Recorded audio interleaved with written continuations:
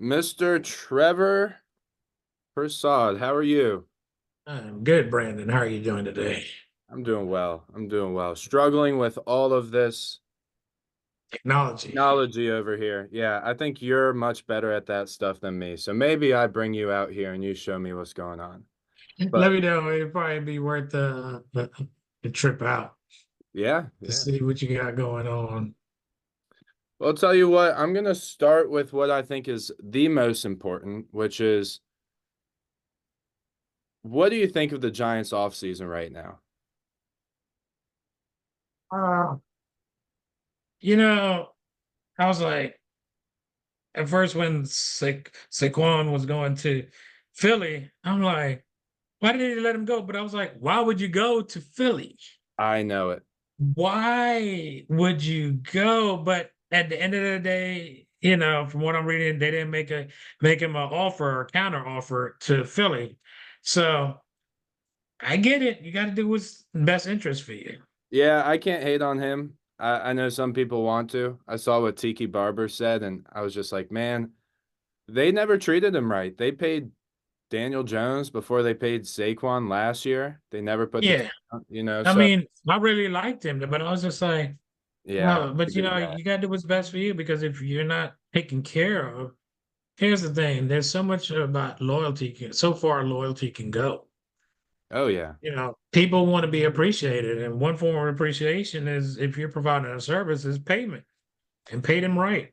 Hey, look, last year, even after what I think they did him dirty. Even after last year, he was like, I want to be a Giant for life, but you can only do so much. Plus, I would say, unfortunately, the Giants might have ruined like a Hall of Fame career. He still could be, who knows what happens with him, but Hmm. they worked him like a dog. I mean, there was some games where he carried so much. I was like, you guys got to stop giving him the ball or else you're going to lose him. So everybody was like, he needs to stay healthy, but he never had a great number two. They always went to him. I don't know. Some games That they was did. Some that was games because they weren't. last year he was like majority of the offense. He was the only him and the defense were the only reasons we ever won a game, and they got rid of the defensive coordinator and Saquon. They pushed him out. Let's just be honest. They didn't want him. They didn't want to pay him, which is fine. I don't mind that because right after that, I think what you might share this too is like first Saquon leaves, you're like, what are we doing? And then they make a few moves, you're like, okay, we got Yeah, I saw the moves. Burns. The O line. I was like, okay, Yeah. it looks like something may be all right, okay. So I was like, let's see. But the thing is, again, with the Giants and my Knicks, I'm a New York fan. It's a Mm-hmm. roller coaster ride. It, Stuff. it, it's a roller coaster ride. It's like, you know, it doesn't matter how bad or good the Giants do the first 7 or 8 games, because they could flip on you in a heartbeat. In a game, in a day. Yeah. In a quarter. Yeah, it's rough. I often wonder what I did in a previous life to deserve being a Giants fan, but And the maybe funny I'm thing, super loyal. look, I think I told you the funny part about it. I actually used to be a Redskins fan. I guess what are they? The Commanders now? Yeah, I Uh, still call them the Redskins too. Yeah, I used to be a Redskins fan when I lived in New York, and then I started watching the Giants, and then I came down here, and and that's where I was like, oh wait, I, I actually do like the Giants. And then the Redskins, I don't know what they were doing. So, Man, we're gonna turn this into all about the Giants because I could talk forever. Um, I have problems with, I don't know, I struggle with Dayball sometimes. He makes some weird calls. People love him. You know what's interesting about John, and then I'll stop. New York is a very interesting place when it comes to fanhood. I'm also a Yankee fan. You so know, am I. yeah, I'm sure you know this. As a Yankee fan, the second you do something wrong, get them out. Get them out. They'll boo you off the field. They need to get you off. Like, unless they have some loyalty to like a Jeter or something, it's like dog eat dog. You're Well, not. I mean, And Even here's the now. thing, New York is a very hard place, period. So people, some people can't handle the pressure and go to New York. That's right. But where I was going with that too is Giants fans are a little different where they have like these weird loyalties. So if you notice, Dayball can do no wrong. DJ never really did fantastic. He has skill, but he never did great. He never really brought us a lot of W's, and people are very committed to him as And Giants. Isn't he that has a strange? fan base. Yeah. And I mean, I'm sorry. I think he's a good guy, but he's not our future. And let's be honest too, no running back has ever been a lifelong on one team. Running backs are meant to move around. Mhm. So anyway, it's interesting. I struggle with Giants fans sometimes. I'm just like, Dayball has never proven to be fantastic. He was coach of the year last year just because the Giants won. I don't know. I'll go on forever. You should stop me now. No, no, you're fine. But it's just like it's funny when you say Yeah. that. It's just like 1 minute you're like, and then you think about it, everything it seems to be lining up like you're in a flip. And then things go sideways and go off the cliff. And Yep. then you have to scramble to get it back up if you want to Yep. recoup any type of money that's put into it. So And it's it's all about just that locker room. It's all about the team, which look at this perfect transition. We're going to talk correct. about JV agreements today. We're going to talk about working as a team with people to flip Mhm. houses, to rent houses, well, flip or just be in real estate, whatever that is. I mean, contractors JV, right? JV agreements are in every type of business, but in real Mhm. estate, they're a great tool. And Trevor, I thought you'd be a great person to talk about it today with because in our group, the Rehabbers Playbook group, we're trying to collaborate a lot more going forward. We're growing the group. There's a lot of people in a lot of different markets, and everybody brings different strengths, different weaknesses. So it's really good to utilize that if you can do it properly. So I want to talk to you today about how to do it properly. And we're going to cover a handful of different things, but why don't you start us off? What are your overall thoughts with JV agreements? Can you give us some overall pros and cons, partnerships? What are your thoughts in just Well, an overall statement, opening statement? I, I think here's the thing: JV agreements have to be a manual, and when I say a manual, it basically has to call up everything that needs to be done as far as roles and responsibilities. I love that. Um, so let's say you and I are JV. Okay, who is going to make selections on doorknobs, cabinets, doors? Who's making the selection material on that? Who's selecting the paint? Okay, who's calling it in? Yep. You got to go down that. Who's going to go check the job site every day? How do we do calls? Are we talking every day? Do we just pick up the phone to talk to one another? Or do we schedule time on a calendar reoccurring? Because one of my biggest things this year going in is setting boundaries for myself and for other people Smart. and not being accessible, being less accessible. So I get up, I might start grinding, depending if I get up early, go to bed. Uh, I'm working at, 6, 8. It all depends on what I'm working on in the How morning. you get But to choose now that you left your job, right? How yeah, many I, years were I you do with get to that? choose. And that's just been a really strange transition Sure. Yeah. because I was on somebody else's time, a 9 to 5, doing it. I mean, don't get me wrong, I love what I did. I love most of the people because some people got on my nerves. Let's be realistic. Everybody in life, but it it's a thing of just being structured. This is what I need to do. This is what I need to follow up on. It's now, just realizing, hey, there's nobody to say, hey, I need this. I need you to jump on this.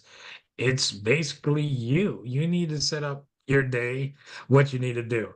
And one of the things, it's just like, all right, I need to make sure things that I'm working on now is as I'm doing things, like I was telling you about that demo permit that we talked about briefly, I'm Mhm. writing down little cheat sheets, which are should be procedures and which will become procedures Yep. on it, right? Because it's like I'm learning a lot and we're joking about having somebody doing the permit stuff, but I'm like, if I get good at this, Yeah. we because it's kind of straightforward when you have everything you need. Mm. Because the thing is, if you submit them with a nice, pretty package and everything, and just put everything in order, they're going down a checklist too. Yep. And then they're checking it off, and then they're going into detail oriented to see all the details, everything matches the specs. And then that's where they'll come back and say, hey, we need more information. Yep. Once you So, have those, I mean, that is a great service. I'd hire you. And yeah, once you have good relationships, it's just like anything in this business, your relationships with the inspectors, with your mm, contractors, with your realtors. Once you have a good one, you can leverage that, make money off of it, and allow it to make your business more efficient, more profitable. mhm. Yeah. So I mean, I know I kind of steered you off there, but yeah, JV, I love what you said. It has to be a manual, the JV agreement, right? And you even put all the way down to how we communicate in there, which mhm, is huge because we just had a mastermind right last week with the mhm, TRP. I call it a mastermind. Let's just say we got all of the group together. We talked about how we can partner, how we can mhm, grow together. And one of the biggest things I was trying to get across was make sure you and that person communicate in a very similar way in terms of frequency, in terms of mhm, method, in terms of when throughout the day, when, do you communicate in this way when things go wrong, in this way when things go right? So you kind of have to be vetting that out up front. So with that in mind, how do you vet partners? Like somebody comes up to you, you've never met me, right? Say you don't know me, you don't know my background, and I come up, I say, hey, I'd like to partner with you. Say I'm bringing the deal. I want to leverage your expertise, your boots on the ground, your relationships to help me mhm. bring this to the market, flip a house, bring it to the market. Let's talk new construction because we're new construction guys. So I have a piece of land, I bring it. What Mhm. questions are you going to ask me? And what things are you going to look for? Whether it's in my answer, whether it's in your own research, what are those things that you're looking for in a partner? Well, I want to know number one is okay, you got a piece of land. What do you know about developing? What is your experience? Just like a little bit, tell me about your little self. It's like an interview. Essentially, it is an interview Oh yeah. as far as, tell me about yourself, tell me what you've done. Oh, how do you resolve issues? Because everything could be great, but how do you resolve an issue? Yeah. If there's conflict? Do you avoid it? Do you ignore it? Do you say, let's sit down and talk? It's a relationship. Yep. It essentially comes down to that. How do you resolve that issue?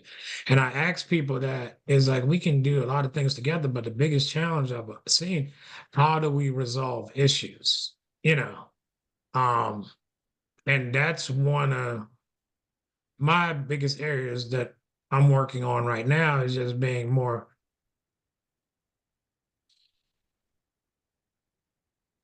actually being a little bit more open, like, hey, what is going on?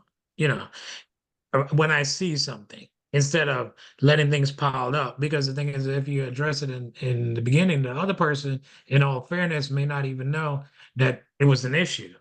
And the Right. thing is, if you tell them and it happens again, it's like you got to realize, ask yourself, are you able to work with this person or work through that type of situation? I like that. I mean, that's just a great lesson for dealing with people. Mhm. It doesn't, the first time something goes wrong or you sense an issue or something doesn't feel right, it's always good to approach that early instead of like letting it fester because I mean, there's many reasons that's important. First of all, like you said, it'll pile up. But second of Mhm. all, it allows them to take advantage of it more. So say there was something wrong and you never Mhm, addressed it. They're like, okay, next time something goes wrong, I don't have to be as nervous about it. Then it becomes a habit. So mhm, what's that quote? You accept what you tolerate, mhm, or those are the rules that you're gonna set for that specific partnership. So I think that's mhm. very important as well.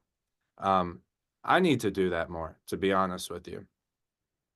Yeah, I mean, we all do because, but the thing is, sometimes you're in it, you just want to get through the situation. You don't want the job to get stalled. But the thing is, you see, and everything, you see the red flags. You have to address them. You Yeah, see the red flags, but you overlook it because in this, you're like, oh, we're making money or the potential to make money, but it's like, wait a minute, this person is doing this or that. They're doing questionable things, or they're not even performing. Because in a partnership, the other person is judging you. sure. You know, it's like, hey, because the thing is setting up long-term partnerships, you know, and the thing is, are you really going to be partners? Or are you just going to work together? It's a difference because you and I could be working on a project, but you're playing a different role than I am. Yeah, We aren't in it as far. I look as my contractors as partners, you yeah. know, but they're not a partnership or a JV. And I love again, with that. I do the the same. Yep. yeah, you know, and the thing with the JV agreement, it goes back again. A lot of it, or even the operating agreement, which it should be an operating agreement, but people have tweaked it around because. And the thing is, I would say, you know, my biggest thing is get it reviewed by a lawyer. Oh, for sure. You know, read it and then read it from the other person's set of eyes. Put yourself in their shoes and understand. If Like, somebody brought this to you, does it make sense? Because when I look at stuff, I've been in situations where I could have taken advantage of people or, you know, but I was like, I personally can't, you know, and I'm not gonna do that. I'm like, oh, you know, this is not right. I pointed out, I said, hey, you're actually gonna end up owing me, hmm you know, and that's not our conversation. But you know, it's just one of the things is if you are responsible with little, it grows. yeah, You know, it really starts to grow, and your responsibility in that area starts to expand. And I think people don't look at that. If you manage, how do you manage $100, right? Versus how do you manage $10,000? If you're bad at managing $100, imagine what you're going to do with $10,000. sure. Yeah. So if somebody comes up to you, they say, I want to partner with you. You said you're looking for your experience. Say Mm, somebody comes up, I come up, I say, I've never done this before, but Trevor, I want to help you as much as I can, but I mm, don't bring any experience. I'm just bringing the deal. Are you mm. open to that personally? Do you see I other people am to that? I am open to the deal, but then it's going to be what again? You're bringing me the deal, but the thing is, do you really want to stay in the deal, or do you want to sell me wholesale, sell the deal, whatever? You Sure. know, because the thing is, how are we funding this capital wise? hmm Who's going to do all the work? Because it sounds like now I am doing everything, and you're coming along to learn. That's You right. know, and that's fine, but you know, to me, that 50-50 that you start with shifts. Yes. But a lot of people don't understand that. It's like, because I've seen it, I've experienced it where putting in a lot more capital than the other person. But then the thing is, your capital gets tied up. That's right. I So it's just, I think that's huge because when we're talking about JV deals, I think a lot of people who are going to be interested in this conversation are people who are new, who are looking for a partner, and giving them the things that they need to be expecting when going to a more experienced person is very important. I do think they can't be expecting 50-50. That's a very, very tough ask. And if you're expecting 50-50, there has to be some way that you're justifying that 50%. The deal is not worth 50% just bringing it and then learning Mhm. the process with the person. So you may be able to throw things in there, and that's a great thing about real estate. You can get very creative. You can try to figure out ways to give more value. But Mhm. in your position and my position, if people come up, say, I want to bring the deal, I want to partner with you and I want to learn, I'm shifting that percentage. And Mhm. I have to take a little extra look into your background. I have to do any sort of research. I might even look at referrals. I might even talk to people who've done any sort of business with you because you don't have a track record. When you don't have a track record, I don't know if you have the integrity, if you have the work ethic, if you're willing to put in the sweat, the blood, the tears, Mhm. everything that goes into it. The tears are an important part of it too. Think of it. You have to have a partner who's not going to stress you out because this is already a very stressful business. I So, love that. yeah, I love what you just said. You want somebody that's not going to stress you out or bring additional workload to you. yeah, Because everybody, here's the thing, and one of the biggest things is I see a lot of people say, they go to these conferences or in these masterminds and now they're an expert. yeah, How do you have an expert and you haven't gone through the pitfalls? mhm, You cannot be an expert. You can't be successful each and every time. Anytime somebody says that, no, they don't. All right, I'm sorry, conversation is done. I don't want to hear anything from you because that's not even realistic to me, you know. And I'm like, "Mm." But again, it's just like, how are you an expert? What are you an expert in? But then you got to think about this. And I just thought about what you said. This person is new. All they have is a deal. But they want to essentially be trained. that's a yeah, that's a service. Do you see now this is a service? I am essentially training you. Yep, But now I think that will also shift the percentage yep, because if you had to go somewhere else, what are you paying? 5 to 10,000 on the cheaply side for exactly. training? Yeah, yeah. Oh, if it's a guru, you're paying 10,000 just to listen to them talk for a weekend, right? Yeah. So, how about this? Let me even switch it up because I want to help these people out. I come to you. I say I don't have experience, but I bring you a packet. I say, this was my previous professional life. I Mhm. did this, this, this. This is my resume. You flip over that page. I say, these are all the people you can call that can have my back. You flip over the page. You say, these are all my strengths. And hey, maybe I even give you my weaknesses. You flip the page. You just get all this information from me, all this transparency from me. You say, I'm good at saving money. I'm bad at construction. How much more willing are you to work with me if I'm putting all of myself out there and I'm giving you all this? Here's the thing. I would consider it because the thing is, you actually took time to prepare that, Yep, and you're preparing your resume. We're having a conversation, and the thing is, if depending, another thing is if you come across, depending on how you come across, that conversation can go a whole lot further. that's right. Because if you come across as just for self, it's just like, oh, do you have some type of knowledge to share? Hmm. Because now we could look at bartering a little bit. But again, it's just, I would consider it, but then I think the tricky part is what is a good split? What do you call a good split? For me? No, no, I'm just saying Oh that. yeah, yeah. Well, I guess the question would be, and you can answer it, what would be a good split for a newbie coming in? They bring you a deal, but they have no experience, but they showed you all of this. They appear to have good qualities. Um, what would be a good split? And remember, newbie, no experience, you're training, you're providing another service. The thing is, you could actually train them to do it on their own. Yep. So those are things to consider. It's just like, And how to fish. yeah, how beneficial is it to you? What is that number percentage wise? And don't forget, if I'm doing that and I'm learning from you, I'm expecting to get contacts through that. Well, that's a big thing. That is potentially even something that, let's not say can hurt your business in the future, but if we're sharing contractors, that turns into something that needs to be discussed too. So all these things need to be out there. And I think this just exemplifies why it can get so complicated.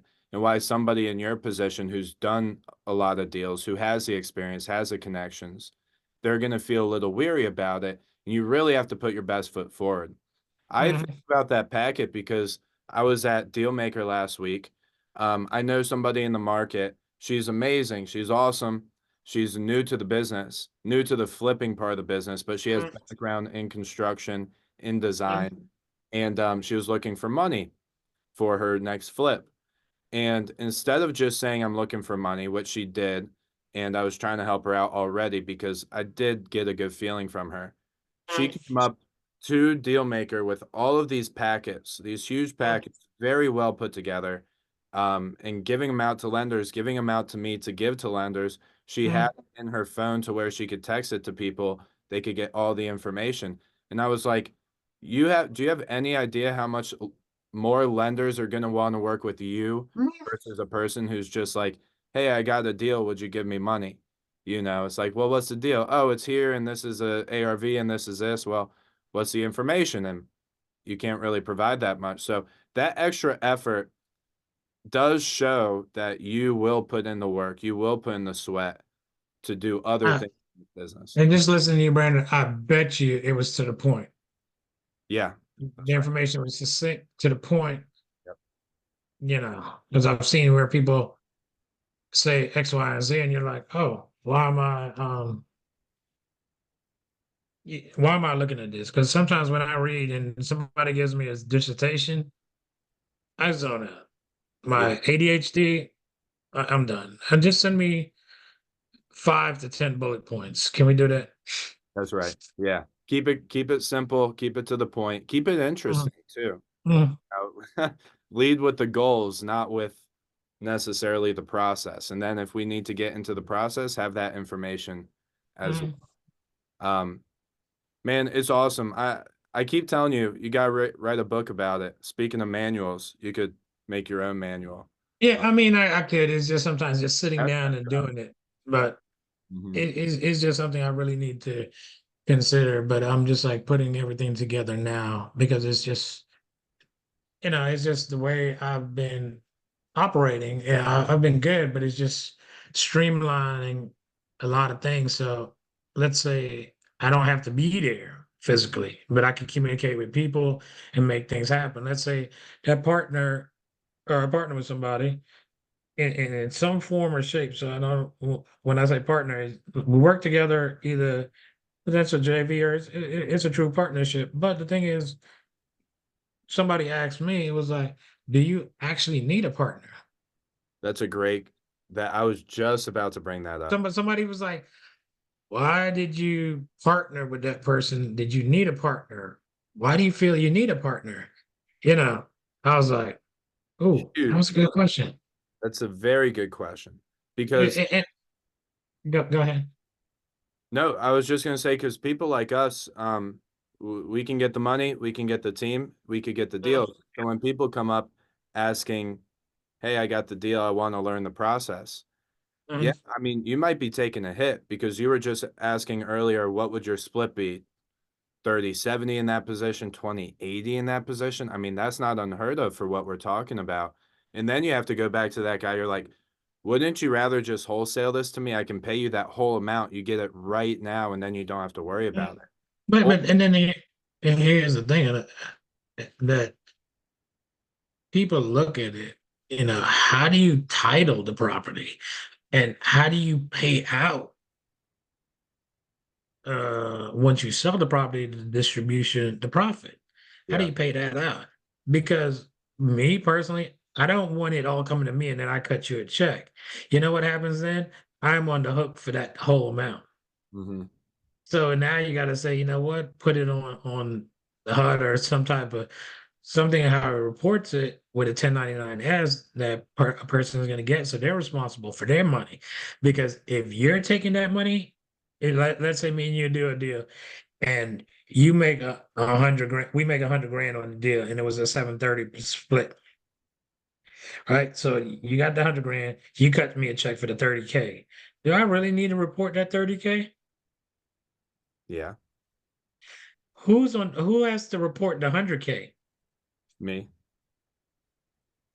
But you have to report the 30, Do I really need to? technically. Yeah, no, yes, ethically, yes. But what I'm Oh, I saying, hear what you're saying. You got no, to no, make yeah, sure no, the I'm other just person no, is yeah. reporting. It's just one of the things is because when you do it on the HUD, I've the seen that. person gets a 1099-S. Yeah. How do you? So you're actually have to report your 100K. I've seen that. I've seen people get into a partnership, finish, let's say that 100, yeah, let's say I give you the 30. I've seen it where you don't report the 30. So then I'm over here and my accountant's like, you need, like, you're going to get in trouble, because you Yeah, just said you paid somebody 30, but that person didn't. Obviously, you might get in trouble too, but that's the way the IRS works. I get in trouble too. yeah. And here's the thing: you can cover yourself with a W-9 and Hmm. do a 1099, Yep. right? But again, and this is where you need to talk to an accountant. So Yeah. if anybody's listening to You have to this, do the we're not disclaimer giving during the advice. session. Yeah, We're yeah. not giving advice. We're not giving any No legal advice. advice, no accounting advice. This is No all for financial, all nothing. purposes. Yes. Yeah. We're just two guys just Chat. randomly talking Yes, that, this is as casual as it gets right here. we're talking sports and construction and Maybe life we go right back to now. the Giants. Look, but I mean, but the thing is, again, this is really a question for an accountant because let's say now your 100K comes out, you got to report the 100K, but then you did a W-9 for the 30K and then 1099-S. Is that still, how is that reported? What Yeah. percentage is paid as far as capital gains? Hmm. I don't know. Yeah, it definitely is on the hook more for the person owning the person on the deed too, Yeah. because real estate follows you a little bit more. So Hmm. that brings up a really good question. And I'll preface it and then I'll ask you which one you prefer, which I think I have a good idea through this. But do you prefer, there's two ways for this is again for informational purposes only. Everybody would say different. And honestly, I've seen attorneys choose, like I've seen two different attorneys say they prefer one and the other one prefers the other.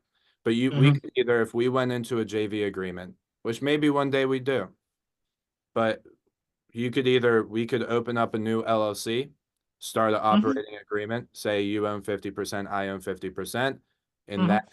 that LLC now owns the real estate. Or, But I just want to interject real quick. We're 50-50 partners, but that 50-50 could shift based on contributions. yes, yeah, So you have to call that out, especially because you can start out as 50-50 with good intention and something happens to the other partner. yeah, And that partner may to say, hey, he or she is going to do more than me and think correct. that they're still entitled, but they haven't done any work. They haven't put in any of the money. How do you address those things? Yeah, It's just, the operating agreement is by far the most important part if you do it that way. Because the operating agreement is how we're gonna say, hey, Trevor's gonna put in this amount, I'm gonna put in this amount, he's gonna Mhm. manage the account, stuff like that. Mhm. But let's just say that's overall one option. Overall, the Mhm. other option is called a tenants in common. They call it a TIC, right? Agreement. Mhm. And that's where your LLC and my LLC forms a JV agreement. And then on Mhm. the HUD would be Trevor Persaud LLC and Brandon Lindsay LLC, and we would own it together. Those are the two different ways to do it. Yeah, you can do it like that, but so on the deed it would be listed as both names. Correct. Okay. Yep. And that's the one I prefer. Okay. Yeah. And now I don't do it very often. When we do JV agreements with our lender, that's how we would do it. So if you saw, shoot, there's some properties that that we've worked on, you could see Mhm. that it's two LLCs that own those properties. Um, and that allows us to have a clearer exit that allows say you want a 1031 some money, you could do that. Mhm. I mean, this is a different situation, but um also what's really important is what attorneys have explained to me, and we get into very muddy waters here. So again, I am not an expert in this, but from what I understand is if me and you opened a LLC together, I also have to worry about, let's say, your family, right? Your all the other things on your end of on your side of the aisle that could Mhm. potentially kill the deal instead of having two LLCs and then you're protected with your own individual LLC. So that's why I like that a lot as well. Plus, when you have to dissolve, when you have to exit, say the partnership goes bad and you have a easy exit, like you spell out a good way for us to dissolve the partnership, say even in the middle of the partnership, somebody's not holding up their end of Mhm. the deal, you can easily disband. Instead, if you have the LLC that both of us own, we can't really do anything. You're kind of really stuck until the end of that project. So that's another reason. You have a lot more flexibility. But those are only the reasons that I know of. And again, I know attorneys who say they like the other one better. So it's a very interesting conversation. Um, you could also hold it in a land trust and have the beneficiaries, but There you go. that could be and that could be kind of tricky too, because the beneficiary you still have some rights, Hmm. you know. Again, it's and then Virginia, I forgot what it's called, but you, you can actually not have an agreement, but you're working mm, you're working as a partnership and an agreement in place for Yeah, certain things. yeah, So, a lot of it is you have to be kind of careful what you say, what you text, what you email, what you. It's just here's the thing. Just take the time to document it. That's yeah. all it is. Just really take the time to document it and go from there. I mean, instead of pay the money to the lawyer, get everything done right. There you go. I mean, and the funny part is, I had a couple of lawyers. I primarily used one, but then I had to bring another one on board for make sure that things that were a little bit more complex or a conflict of interest was being addressed. There, he's kind of outside of it, Yeah, yeah, and he's actually more so of he digs. He's a litigator, so and he's more on the commercial side. So, yeah. but I think the key is make sure an attorney's involved, and then what you have always said, what I think you preach more than anything when it comes to JV agreements and partnerships is think of every possible scenario. I mean, what you often bring up is what happens when one of us passes? What happens when one right. of us gets sick? All But those again, scenarios. that goes back to the family or the heirs in the situation. How many times we buy a house and then the title, the person is deceased or something, but how many heirs do they have that you got to wait so long to close on it? It's just one of those things like, okay, you got to think of it like that again, but in that agreement, and let's call it the operating agreement. The operating agreement, I think I like that better than JV because I've seen JV agreements where it's just kind of haphazard. They don't call it out. I was actually in a group, but group really didn't take off, so we dissolved it. But actually had a pretty good operating agreement because they called out roles and responsibilities. They called out if something happens, if somebody wants out, how to buy them out, and actually if somebody's not performing, how to Perfect. get Yep. them out. There was something else in there. Oh, it talked about payment to like say this was supposed to be a group that was doing projects, in different states. So somebody was here, somebody was there. That person that was actually in that state, if they're going to the job site and being the project manager, they would actually get compensated for that. See, and that's another way to set it up, just Mhm. separate that as the 20%, 15%, or whatever Mhm. that you're looking for that service. So it all Mhm. gets you can get very creative, you can get very detailed, and I recommend looking into both of those things. And I think leveraging your network is so big. So if I was gonna do a JV agreement, you see that Mm. thumbs up? Oh, I Did you? did. Wait, hold on. Let me see something. Hold on. I think I did that. That's funny. I've never Mm. seen that. But Wow. if I was gonna What? do a JV agreement, I would like come up to you. I'd say, Trevor, hey, do you want to look over this and let me know if I'm missing anything? Of course, the attorney, I need to make sure he gets it first, but there's Uh, some things that maybe you've seen in the past that we're not thinking about. So more heads on it is always important and more I ideas. mean, it's not even something that I saw in the past. It was something that, let's say, you read it, and I'm reading it from a different lens. So I might be like, wait a minute. Because a lot of times I read things and I'm like, what are they saying? And I was like, okay, all right, I'll have to step away and come back and read it. And then I know what they're saying because my brain is trying to process it one way when it's actually written this way, There you you go. know. So To step out of the because box. because our brain is very powerful, it'll correct something how we interpret things. Yeah. So Right.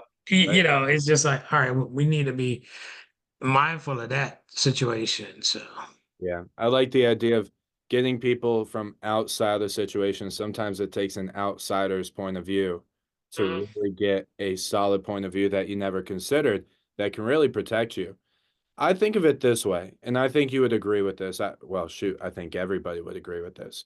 If I get into partnerships, the biggest thing I'm trying to do is make sure big problems don't happen.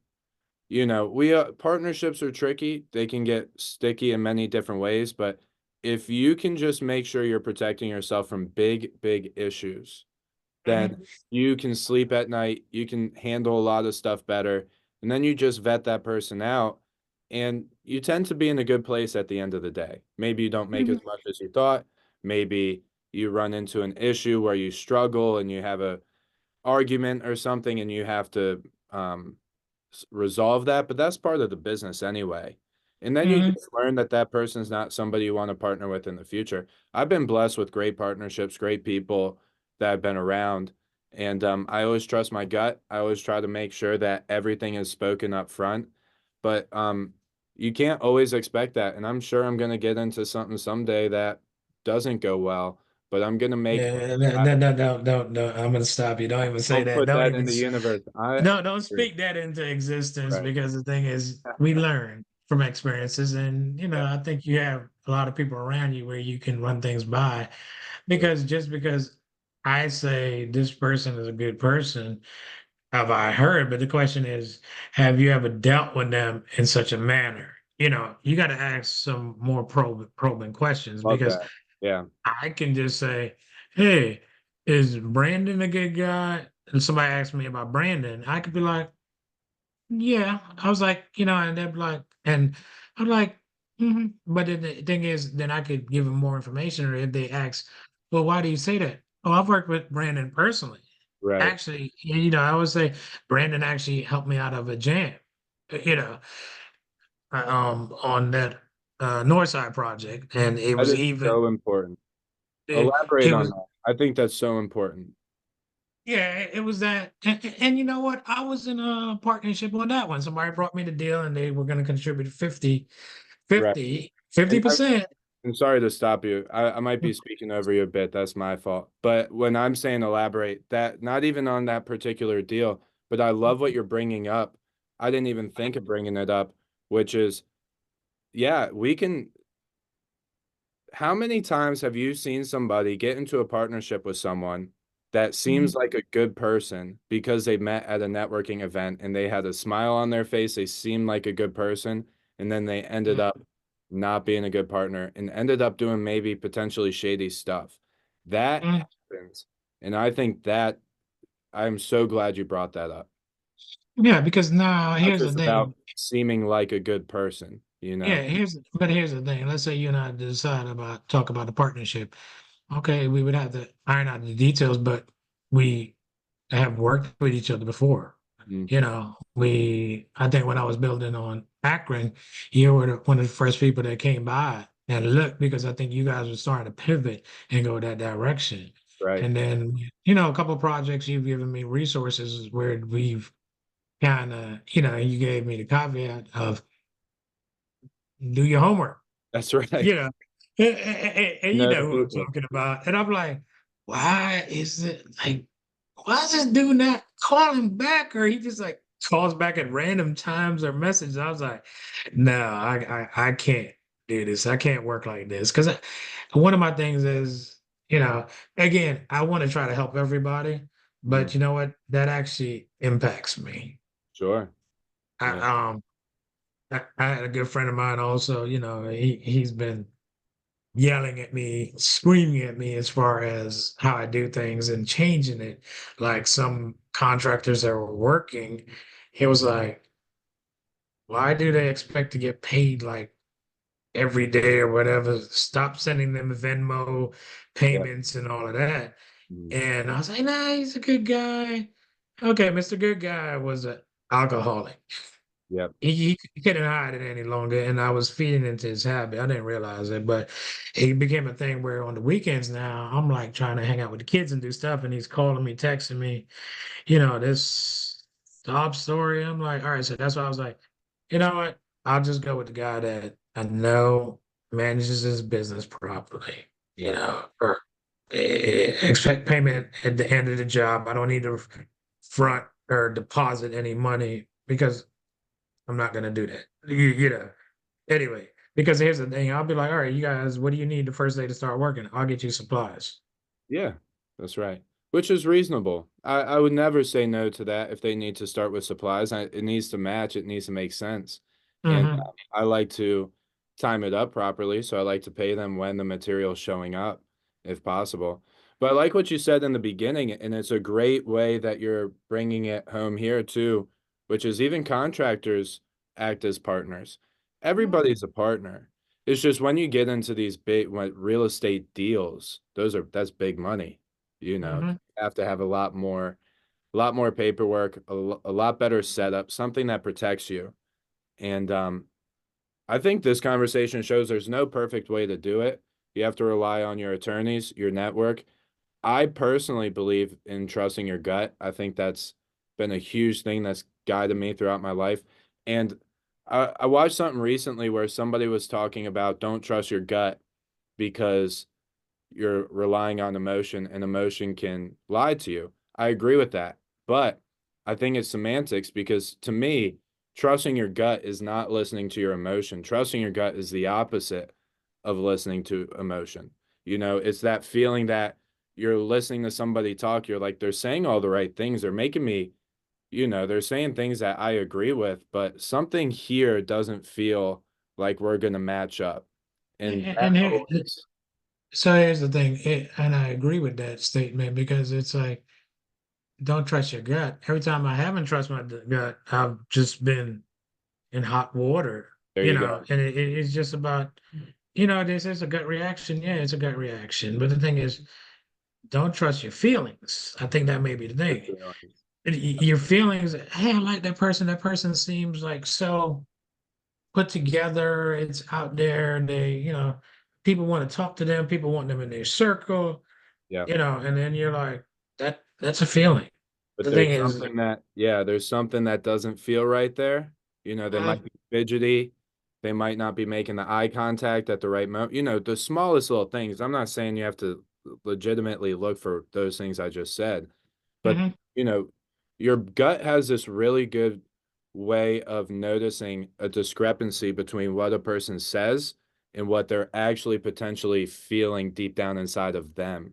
And that's why mhm. I always tell people to trust their gut. And then, like you said, the worst feeling by far is not trusting your gut and then learning the hard way. I'd rather trust my gut and learn the hard way, and it's never happened. I've always learned the hard way when I go against my gut. Yeah, same, Yeah. same. It's just one of the things of just one of the things is just I'm working on is just my circle. I'm just, I'm breaking people up into different circles. There's Mhm. more so the first circle is my relationship with God. Yep. Next circle goes out with significant other. kids, and then you got business partners, you got, let's say, a wise counsel you can talk to, you got a circle you hang out, just talk crap, watch the game, drink beer, But the thing is, you actually have to have that circle where you can have those conversations. Because I realize is that you try to put everybody in the circle, it's hard for somebody to say, hey, they hear something about Brandon. It's hard for people to say Brandon's not that type of guy because I know him, or you know what, Brandon did X, Y, and Z, and then might be like, hey, you may want to stay away from him because people just don't want to.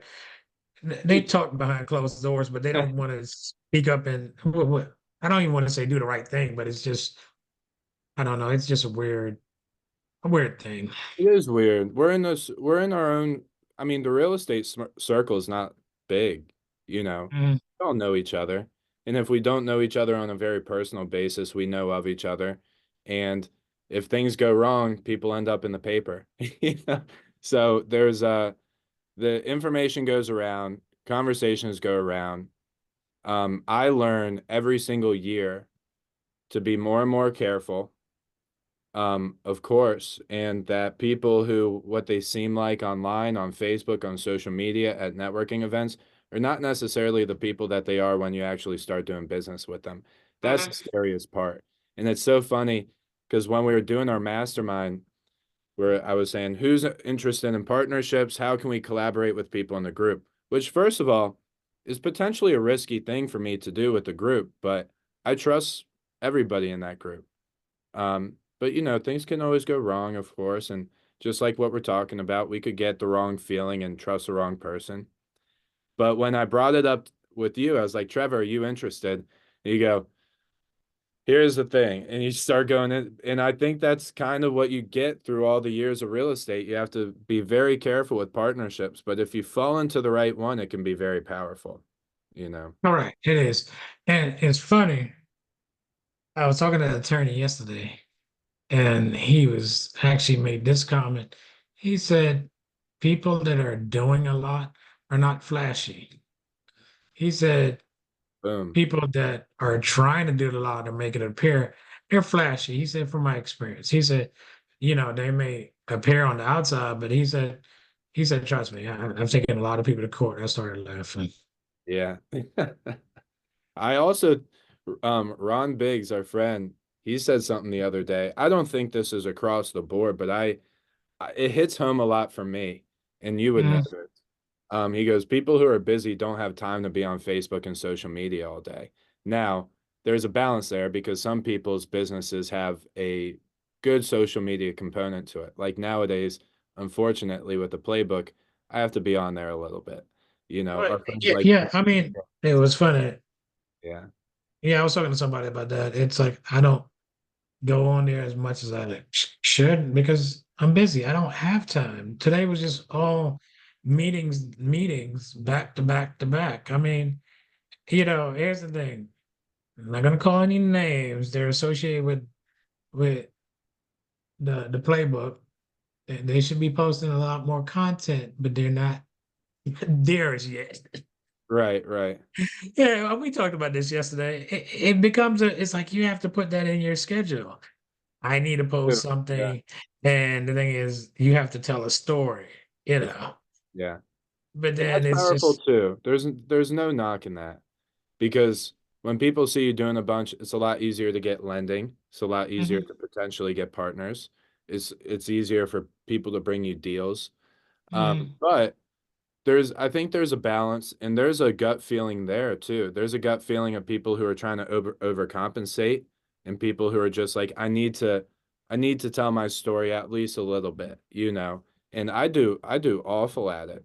I'm just lucky that I have such a good network in the area that mhm, people see my projects. People, you know, there's no, my projects are also very consolidated. They're all in like one area, the same area. mhm. So we drive past each other's projects every day. So it's not like there's a secret there. Mine, I barely post on social media. They're always on my stories. So if anybody wants to see my projects, you should just make sure you're following me. But Yeah, you should definitely. But I mean, like I do the same thing as far as everything is on my stories because and then they disappear. I don't know if it's that's the right thing to do, but I'm like, yeah, that's the way because a lot of people, and this goes into another subject, a lot of people look at what you're doing, and here's the thing, you're doing a lot, and then people can say, hey, they're gonna try to get close to you for something else. So it's just Oh, and the honeymoon phase. We have so much to oh, talk about. I'm running out of time too. I'm sure yeah. you are too. Well, But you know the what? We honeymoon may phase. need to. Yeah, we're probably gonna have to follow up Let's because do. I didn't realize the time and was later than I expected. Let's wrap it up. And trust me, I'd be happy to have this conversation some more. Maybe next time. Look, I want to talk about the difference between good and bad partnerships. We could talk about exits, JV lenders. We have a lot for part two. I think that's perfect. And I'd Yeah. love to talk about what I just said, the honeymoon. Okay. Well, I think what I'll do, Uh, yeah, I'll find a document that I was telling you about, and that way I could reference that um and see because there were actually some very valid points in there. for sure. Yeah. All All right, right, Mr. my fellow Lindsay, I Giants fan, my appreciate fellow you. builder. Yeah. Thank you. We got to do lunch. We need to do something. Are you on any project next week? Next week I go out of town. Thursday. Okay. Tuesday I have the meeting, so I typically office day all day. So yeah, maybe Monday, Okay. Wednesday. I All have right. some That's fine. in Just let me know. South Side and North Churchill. So yeah, I'll text you. All right. All right. Thank you, sir. You have a Okay, good one. thanks. See ya.